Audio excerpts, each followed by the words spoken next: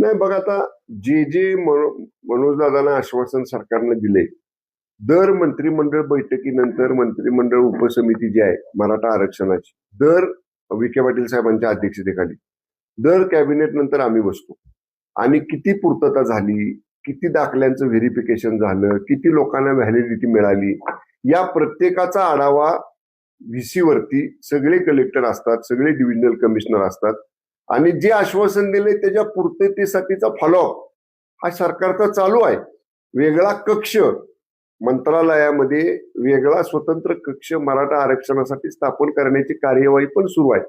त्यामुळं जे आश्वासन दिले त्याच्यापासून तसूभर पण आम्ही मागं सरकणार नाही. ते पूर्ण करण्यासाठी ज्या बाबी करायच्या त्याचा फॉलोअप, पाठपुरावा शासन निश्चितपणे करतंय. त्यामुळं मान्य मनोजदादांना आंदोलनापूर्वी जो आम्ही फॉलोअप केलाय त्या बाबतीतलं त्यांना ब्रीफिंग दिलं जाईल, त्यांना माहिती, वस्तुस्थिती, लेखी माहिती त्यांना दिली जाईल की आम्ही काय काय केलं.